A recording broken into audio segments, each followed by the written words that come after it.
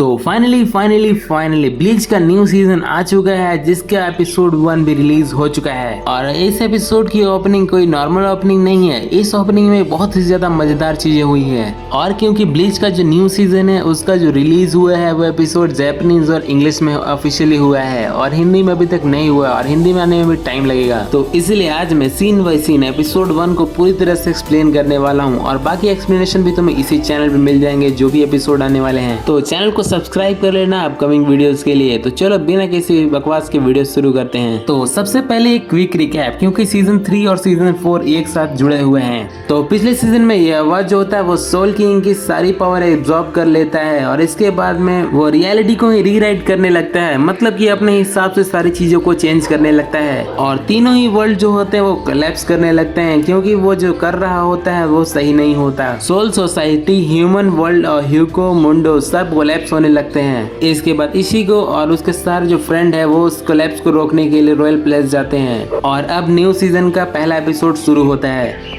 तो सीजन 1 के एपिसोड का शुरुआत बहुत ही ज्यादा टेंस माहौल के साथ में होता है और वहां पर ऐसा देख के लग रहा था ये रॉयल पैलेस है ही नहीं, क्योंकि रॉयल पैलेस पहले ही बहुत ही ज्यादा बर्बाद हो चुका होता है इतना डिस्ट्रक्शन के कारण कि वो पहचान में ही नहीं आ रहा होता है। और ये बर्बादी का मंजर सिर्फ यही नहीं दिखाता कि वो कितना ज्यादा पावरफुल है, बल्कि ये भी दिखाता है कि वो अब कितना ज्यादा इम्पॉसिबल सा हराना उसको हो गया है। इसी को बिना रुके आवाज के पीछे जाता रहता है, क्योंकि वो जानता है कि वो ही है जो उसे रोक सकता है और अगर अभी उसे नहीं रोका गया तो बाद में वो काफी ज्यादा खतरनाक हो जाएगा और वो जितनी रियलिटी को चेंज कर चुके हैं उससे ज्यादा वो पूरी तरह रियलिटी को चेंज कर देगा। और उसके साथ में ओरेमी भी है जो उसका साथ दे रहा है। लेकिन तभी रास्ते में जायंट क्वेंसी सोल्जर आ जाते हैं और ये सोल्जर कोई नॉर्मल सोल्जर नहीं है और इनका सिर्फ एक ही काम है, इशिगो को वहां पर पहुंचने से रोकना और उसका जितना डिले हो सके उसे डिले करना। तभी इशिगो के जो फ्रेंड्स है, यानी कि मैं बात कर रहा हूँ चैदा और गेंजू के बारे में, जो कि एक इम्पोर्टेंट डिसीजन लेते हैं और वो बोलते हैं कि तुम आगे जाओ और हम इन्हें देख लेंगे,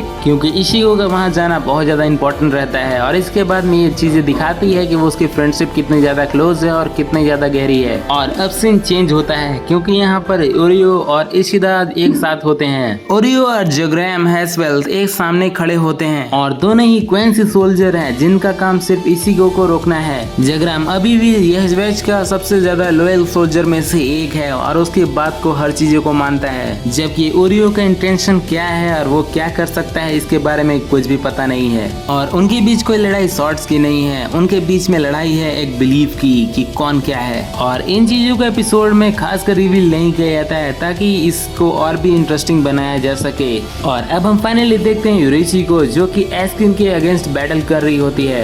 एस्किन का पावर हमें पता है कि वो कितना ज्यादा पावरफुल है और इस एपिसोड के अंदर में भी उसे काफी ज्यादा पावरफुल दिखाया गया है। एस्किन किसी भी चीज के लीथल डोज को कंट्रोल कर सकता है, जिसका मतलब है कि कोई भी चीज जो नॉर्मल है वो उसको काफी ज्यादा डेडली बना सकता है, यानी कि एक नॉर्मल मूव भी काफी ज्यादा डेंजरस हो सकता है। और यही चीज उसे काफी ज्यादा डेडली बनाता है, क्योंकि वो कुछ भी कर सकता है। शुरू में रिची उसको काफी ज्यादा टक्कर दे रही होती है और उसे पीछे भी ढकेल रही होती है, लेकिन फाइट एंड इसके पक्ष में जाता है और एस्किन अपना पावर यूज करना शुरू कर देता है, जिसकी वजह से एस्किन जो है वो काफी ज्यादा पावरफुल हो जाता है और वो आसानी से यूरिची को कॉर्नर कर देता है। इसके बाद सिर्फ वही मोमेंट आता है जिसका इंतजार हम सालों से कर रहे हैं ब्लीच फैन। और फाइनली किसुगे अपना बांगाई रिवील कर देता है और किसुगे का ये जो बांगाई है वो कोई नॉर्मल बांगाई नहीं है जो कि अटैक पावर को सिर्फ बढ़ा दे या फिजिकल पावर को, बल्कि ये ऐसा है जो कि किसी को इमेजिन नहीं किया। किसुगे का जो बांगाई है वो सबसे ज्यादा यूनिक है, क्योंकि इसमें रिकार्नेशन की पावर है, जिसकी वजह से उसके बॉडी में जो भी इंजरी होती है वो जल्दी ही ठीक हो जाती है और इसके बाद में उसके पावर को अल्टीमेट शील्ड भी प्रोवाइड करती है और बैटलफील्ड में उसके जो